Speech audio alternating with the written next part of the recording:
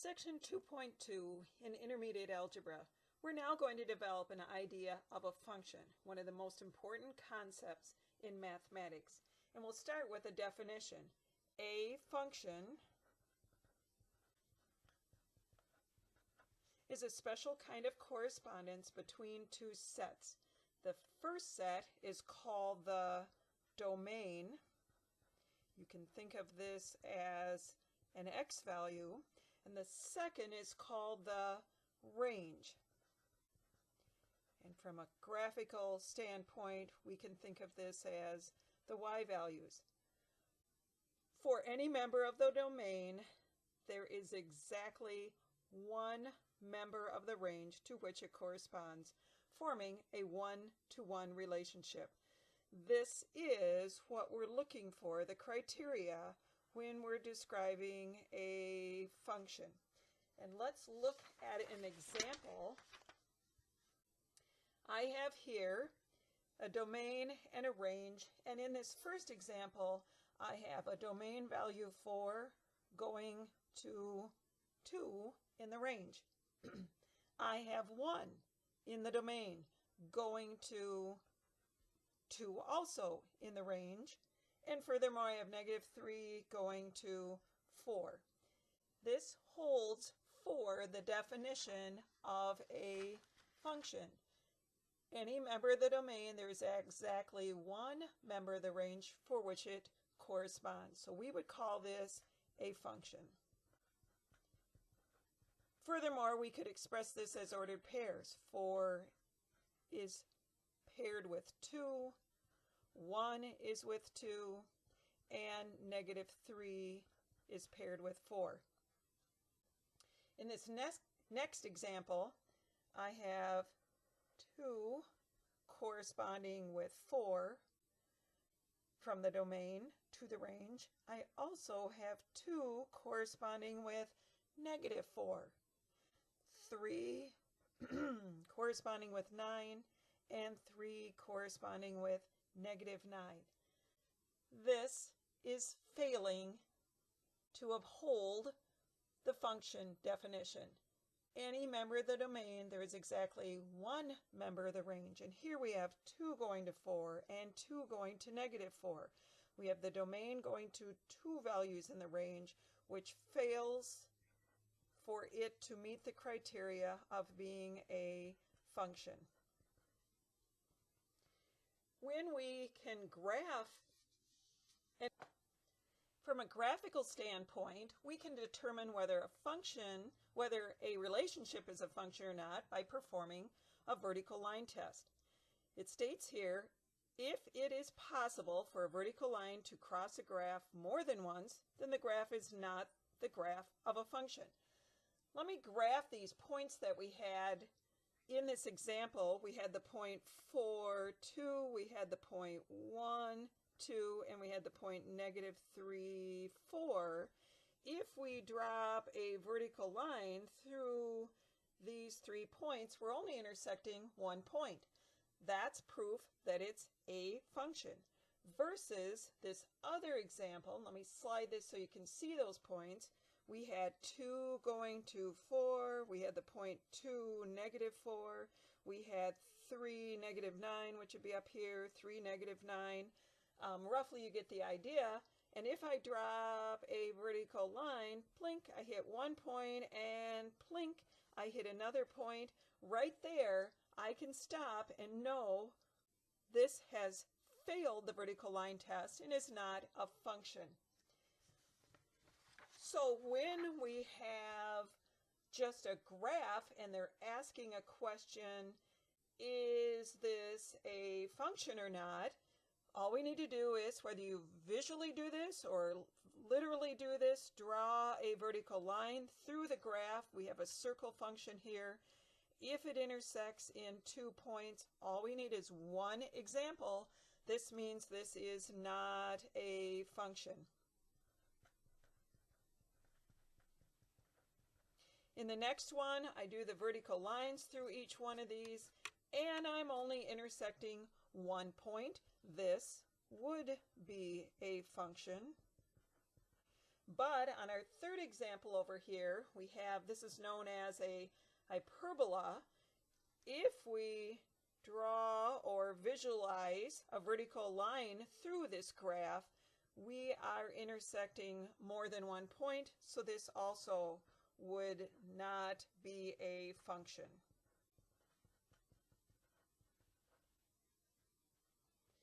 Now, when we have functions, once we've determined it's a function, we're interested in oftentimes what is the domain and what is the range of a function. In that first example, I had laid out what the domain and the range values were.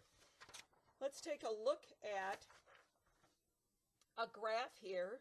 We can check whether this is a function with our vertical line test, and it's only intersecting one point, so that's looking good. The question here then is asking us, so what is the domain?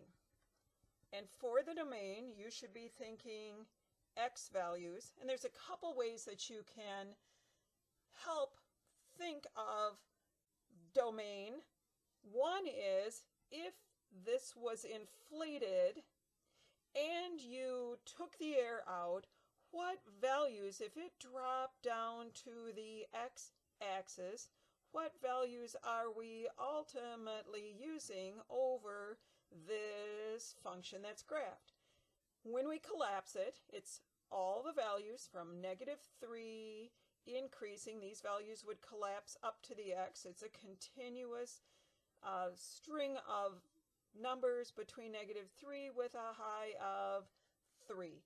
So for our domain, we would say x is greater than or equal to -3, less than or equal to 3.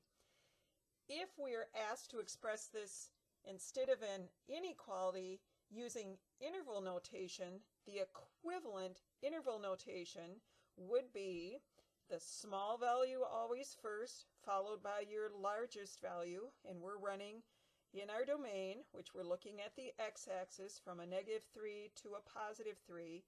And because we're including those values, and I know we're including that because of the solid points here at the end of the graph function, in interval notation we show inclusion by using the bracket. Another way of visualizing a function, or excuse me, visualizing the domain, is if you think of putting floodlights that shine on the x-axis. So here are these floodlights shining on the x-axis. They would encounter the function here, creating a shadow all the way along here, and once they were past the function, you would have light shining all the way through. So we're looking for the area of where we would have shadows, and the shadows are running from -3 to 3 for the domain. The second part of this, when we have a function, they oftentimes ask you, so what's the range? And when it's graphed, you should be shifting your viewpoint to the vertical axis or the y values. What y values are we using? If we could crunch this function in, or again that kind of inflation idea, if we could collapse this, and this time instead of collapsing it horizontally, we're collapsing it vertically to the y-axis.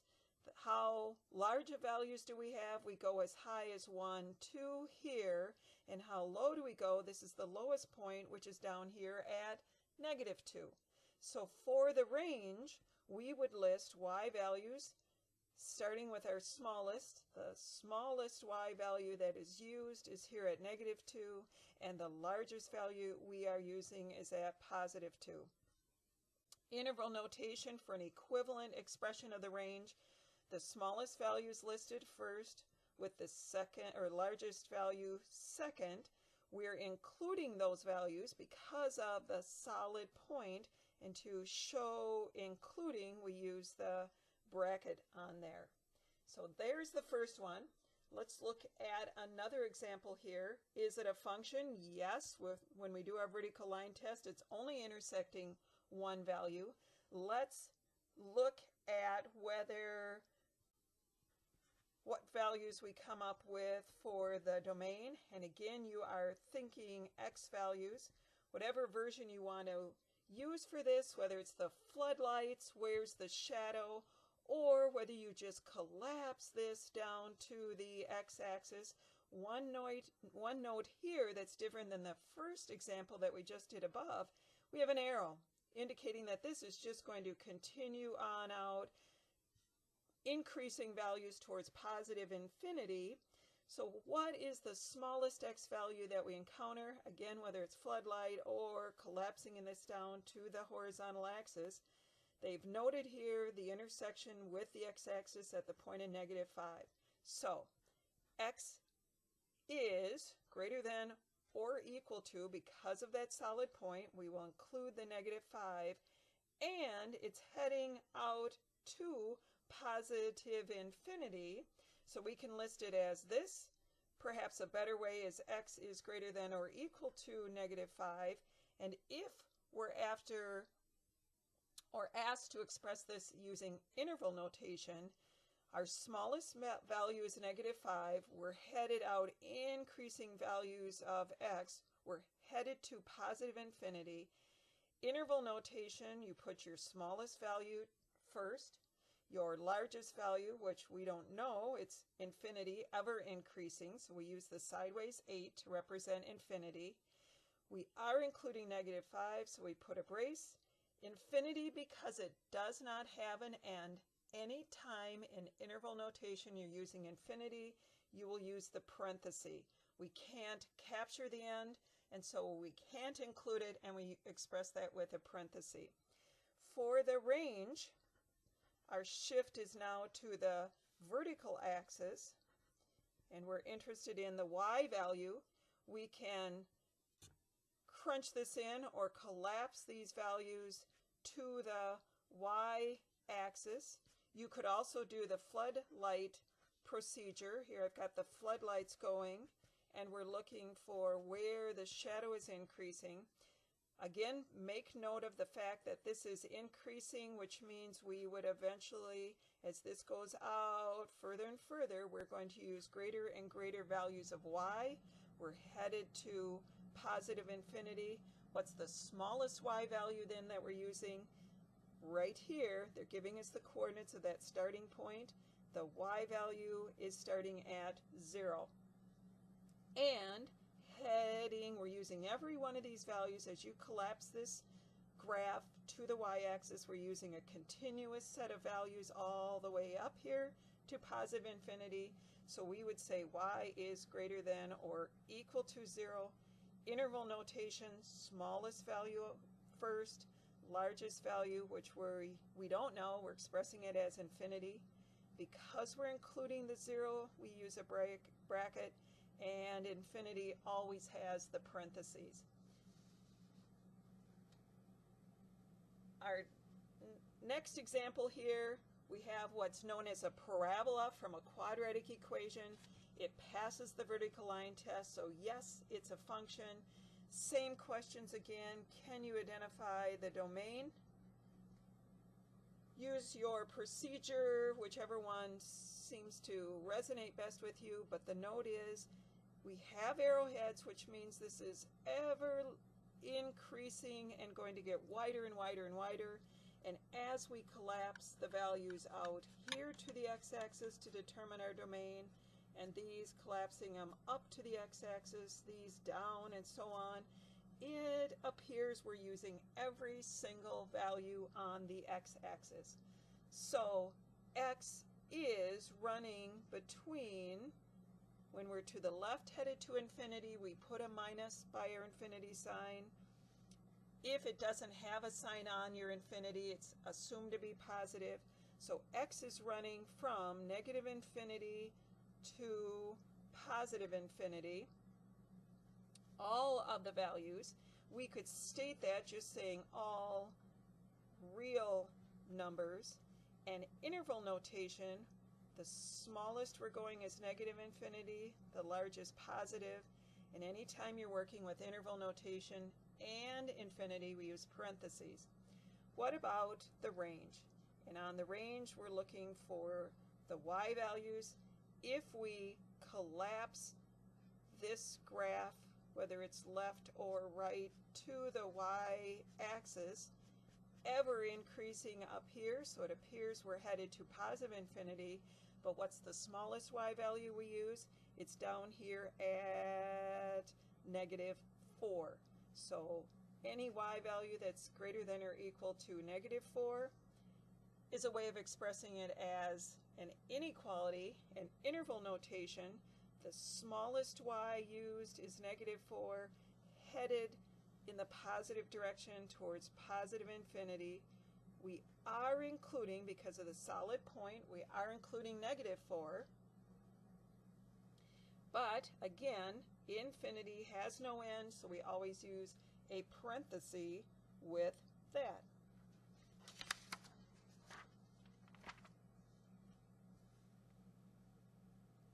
We often think of an element of the domain of a function as an input and its corresponding element of the range as an output. And so we use function notation to indicate what output corresponds to a given input. So here's an example of what function notation looks like. This doesn't mean f times x. It's telling us x, or whatever is inside here, is our input, and what it equals to, the result, is our output, or our range values. And let's look at an example then. We're given this function that has these ordered pairs, and they're asking us to find f of 3. Now we don't know what the rule is. They're just giving us the summary of what the results are. Think of these as ordered pairs, that's fine. They're telling us the input, or the x value, is -3, and whatever that rule is, whatever they did to it, the output value is 1, and the same for each one of these values. So when they're asking us what is the function when our input or our domain value is -3, we look to its corresponding pair, the output, and we will answer 1. The next one is asking us for when we have an input or a domain value of 1, what is our output? It is -2. And same with the third one. If we have a function here and they have an input of 3, what is the output or the range value? And we will answer 0. In this next example, we actually have the rule for the function. The fact that they're using this notation tells us that this equation has passed the test. It follows the definition for a function. It is a one-to-one relationship. If we graphed it and did the vertical line test, it would only intersect in one point. And now they're asking us to evaluate this function when we have an input value of -1. And all we need to do is replace the variable with the given value in the rule and simplify. So we have 4 minus 2 times, and our input instead of x is a specific value of -1, so we will put -1 wherever the variable falls. And then simplify from there. We have a -2 times a -1. We want to multiply first. The negatives cancel out, giving us a +2, and we would say our output value or range associated with an input of -1 in this function is 6. Same thing for the next one.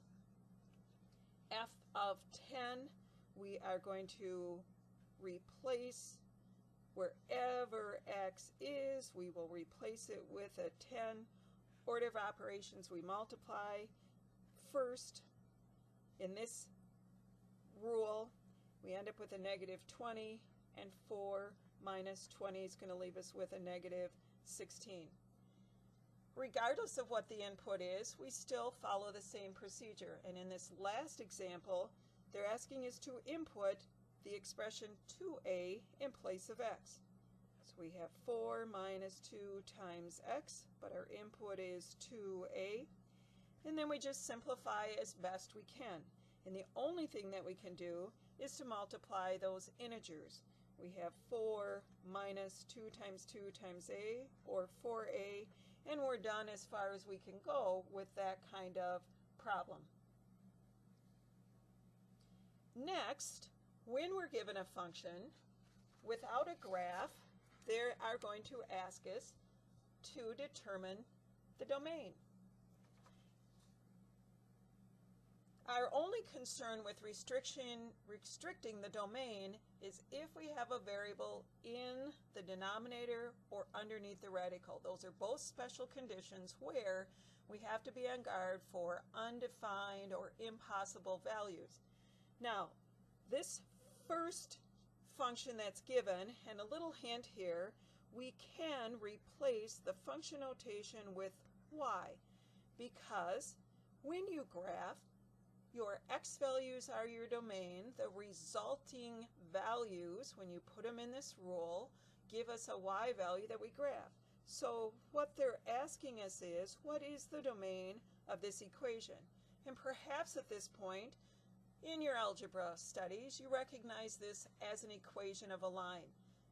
There's only two areas, as I mentioned, that we need to worry about a restriction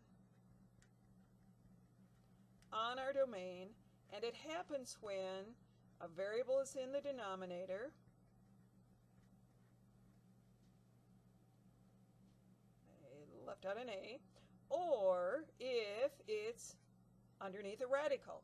Well, there's none of that here. So the domain is going to be all real numbers, and the shorthand for all real numbers is this symbol. In this next problem, they're asking us, so what's the domain? And uh-oh, we have a variable in the denominator. In the math world, we cannot let our denominator equal 0. If you had 8 over 0 and you did the division, 8 divided by 0, you'd get an error message on your calculator. On the computer, it would say undefined by 0 error or something along those lines. So what we need to do is avoid this from occurring. And since there's a variable in the denominator, we have to restrict that variable so that it never takes on the value that results in a 0 in the denominator. So what we're trying to avoid, our do not call list, is we don't want the expression in the denominator to ever equal a 0. We can't do this, and in the math world, when we divide by 0, we call it undefined. So what value would x be that results in that? If we solve for x, adding a 4 to both sides, we get x can't be a 4, because 4 minus 4 would give us the 0, 3 divided by 0 would be undefined, and there's no way to graph an undefined expression. So for that value, we would say our domain is all real numbers except x cannot be a 4. This last example is giving us an absolute value of x minus 5.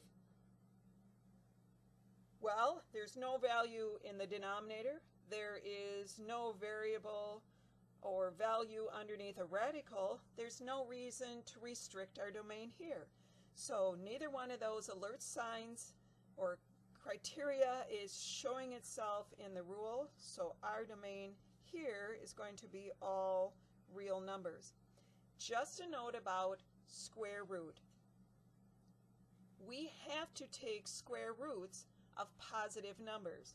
For example, if you remember, square root is looking for a number times itself that equals that. The square root of 4 is 2. The square root of 9 is 3. The square root of negative 9, though, I can't break that down into two numbers that are the same that multiply to give us negative 9. So this is not possible or no solution here. So when you have a function, we'll call it g of x is equal to, say, just the square root of x, this has to be 0 or greater to represent a positive number. We cannot let our x fall below 0, so for our domain here to avoid this problem of taking the square root of a negative number, our domain is going to be all of the x values that are greater than or equal to 0. We can take the square root of 0, even though it's not positive. Square root of 0 is 0, that's possible. But anything on the negative side is not possible. If we had g of x is equal to the square root of x minus 1, and they ask us for the domain here, this quantity needs to be positive, so to find what values we can actually use and express for our domain, we will set this, how do we say positive? It would have to be greater than or equal to 0. Solving for x, as long as x is greater than or equal to 1, and notice if we use the smallest value, 1 minus 1 gives us 0, square root of 0 is 0, that works. If it was 0, something less than 1, 0 minus 1 leaves us with a negative 1. We can't do that and take the square root of it. So this then would act as our domain. X is greater than or equal to 1. In this last topic in this section, we have something known as piecewise defined functions. Some functions are defined by different equations for various parts of their domain, and these are referred to as piecewise defined functions. What a mouthful. We have an example here, and they're asking us to find each function value for the function f given by f of x is equal to negative 1 times x squared if x is less than 0, or f of x is equal to x plus 2 if x is greater than 0. And to help you picture what they're giving us here, if we have a number line and they're talking about values that are less than 0, so here we are at 0, anything that's less than 0 going this way has the rule f of x is equal to negative x squared. If x is greater than or equal to 0, then when we go off, and this actually wouldn't be including 0, but when we include 0 on this side, we would use the rule f of x is equal to x plus 2. So in these problems, we will find the input value that corresponds with the rule that's given for that value. So they are asking us to find the function f when an input value is negative 3. That would be less than 0, so we will use this rule for the function. We will replace x with the negative 3, and that goes inside parentheses because this is only x that's being raised to the second power, and then they're asking us to take the opposite of that. So, order of operations, the top priority is squaring. Negative 3 squared is negative 3 times negative 3, or positive 9, and then we will take the opposite of that. So we end up with a negative 9 for the output value.